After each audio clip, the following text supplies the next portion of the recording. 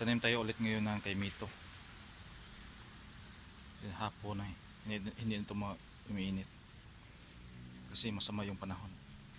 So ito yung kay Mito na tatanim natin. Marami ngayon. Ito. Nilagay ko sa balde. Pinatulan ko yung dito. Para mag sanga. Kasi straight lang kasi siya. Para marami yung branches niya. So doon sa baba ng bundok tatanim natin para kasi malaklaki doon ay natulan kasi yun ng kahoy.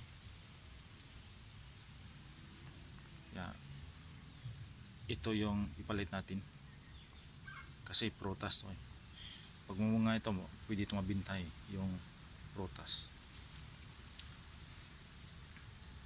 Parang yung kilo yata yun is 30 per kilo. So yung isang bunga malalaki yun. Parang yung isang kilo nito parang mga 5 to 6 lang yung bunga, isang kilo na. So para sa susunod na taon meron tayong ma-harvest, diba? 3 to 5 years para meron tayong harvest. Kung tanim tayo ngayon, hindi man yun bukas ma-harvest natin. Baka 10 years nga, 10 o 15 years baka dyan pa tayo maka-harvest, diba? Pero 3 to 5 years baka maka-harvest na tayo. Tingnan natin. Ito nandun pa kasi yung iba, hindi ko din na lahat. Sige, puntahan tayo doon. Yung dinaanan natin sa pagtanim natin ng first natin pagtanim ng kay Mito, ito yung dinaanan natin. Yan yung mga kambing ng parents ko.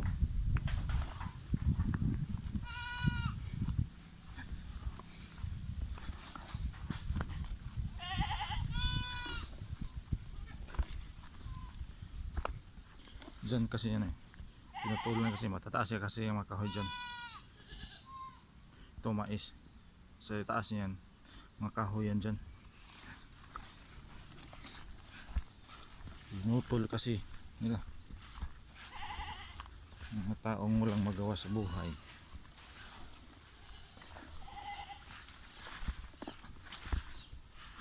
Ito is house kasi ito ng chicken eh. Dati layer yan dati, ngayon sira na. Tingnan natin dito, baka makapagtanim tayo dito. Ito makapagtanim tayo dito.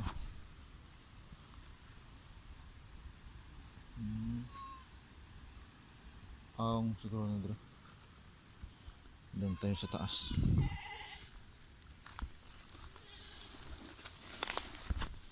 Doon tayo sa taas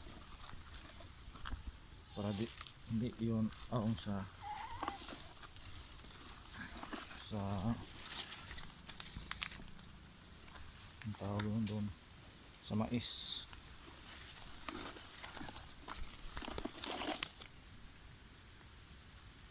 Anong kami nila, baka dito pwede na tayo tanim siguro dito kasi dyan hindi may yan ginagawang maisan dyan. Tinataniman lang dyan yung sweet potato. Alam na yung sweet potato, nakain ba kayo nun? Dito natin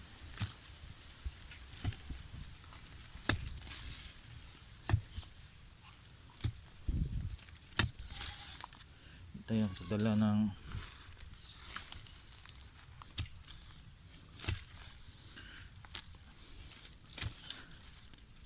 tatalas na yung sundang kutsilyo.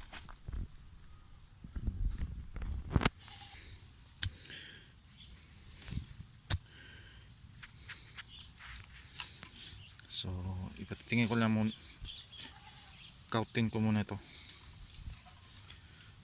tapos ipatingin ko siya. Yan na, primerong tanim natin na kemito. Yan. Ito yung pangalawa natin tanim. Masukal eh. Diyan lang natin tanim. Sortihan lang yan. Mabubuhay. So marami naman tayong itatanim. Ano pa tayo? Meron itong mga sili. Ito sili to eh.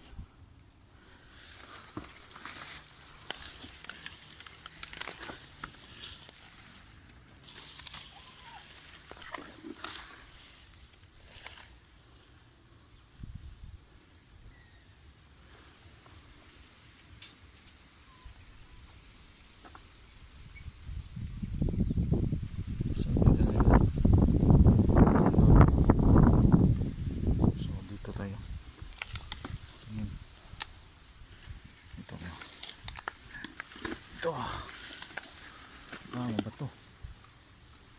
Ito ang buhay dito.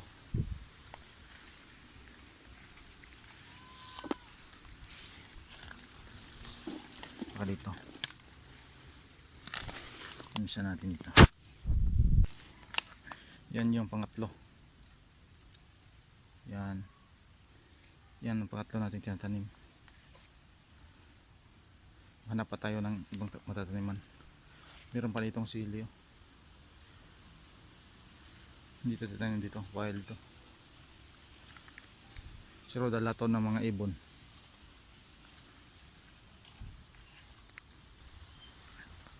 Ito na naman yung ating tinanim. Pang-apat na siro to. Pero pang-apat ito. Pang-apat o pang-lima. So maghahanap pa tayo. Yun ang tinanim dati dito. Yung pinya.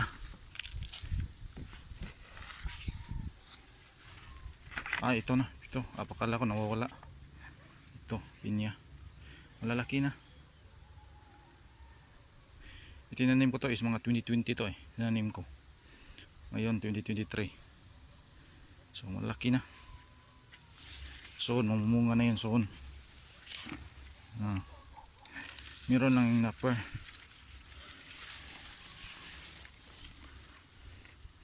Kain kasi namin ito sa kalabaw. So malaki na yung kinanim ko ng pinya. Dito din. So yung saging napit na mamatay.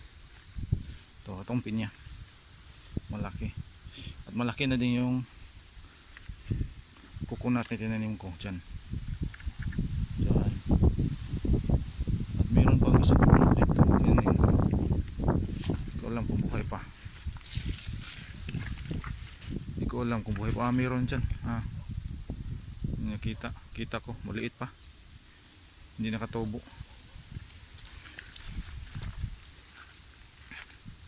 Meron dyan dito.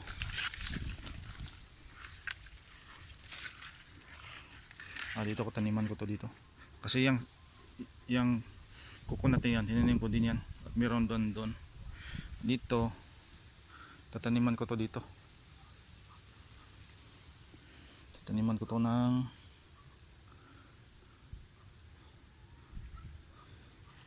pang-lima.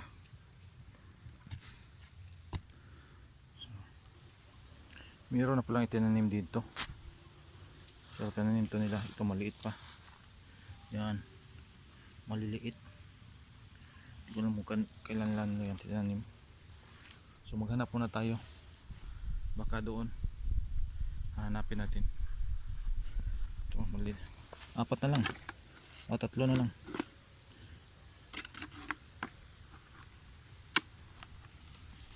Doon. Maghanap tayo.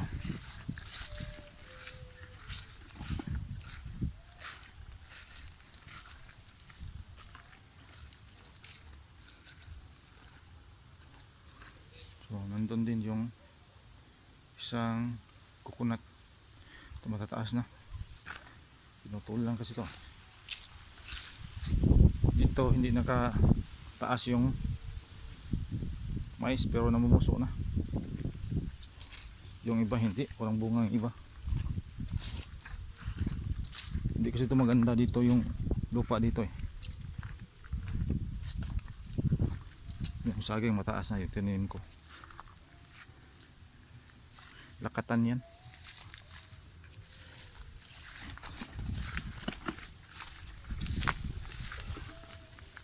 Dito namatay yung tanim ko dito eh. Ito siguro tingnan natin kung pwede taniman. Ito yung panglima kong tinanim. Dati tinaniman ko dito ng saging eh, hindi na buhay. So ngayon papalitan natin ng kaimito. Panglima na itong kaimito tinanim natin. At mayroon pang dalawa. So malapit na tayong maubos. Maubos yung tanim. Hanap pa tayo dito. Dalawa na lang. Yan. Yung mint eucalyptus. Nilagyan kasi ng kalabaw dito kagabi. Yan. Meron ako nilabing dito dati, yung kambing.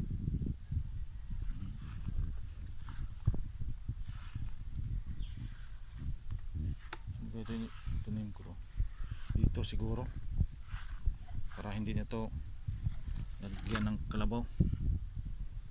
Sayang naman yung lubi, kunat. Yung malunggay matanda na yan, mas matanda pa yan sa akin. Yung eucalyptus sayang naman. Meron nang namamatay na coconut. So dito ako ilalagay para hindi na ito lagyan ng kalabaw. Lagyan ko ng palatandaan para makita na merong itinanim dyan, diba? Kasi baka pag hindi nilagyan ng palatandaan, baka lagyan ulit ng kalabaw dito. So baka doon natin yung isa natin lagay.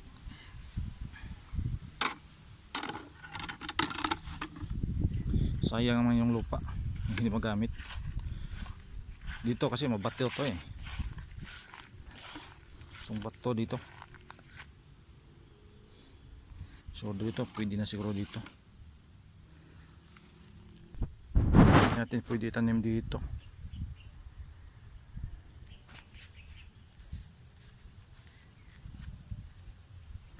Yun natin pwede tanim dito. Sobrang babaw ng lupa. Malaki yung ito. Kaya yung lupa dito hindi to. Kaya yung mga tanim dito mamamatay. Kasi sobrang babaw ng lupa.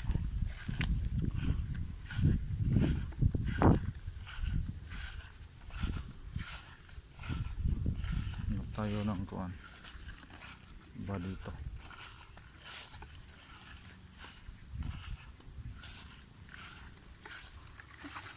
Baka dyan sokin natin sukal ito.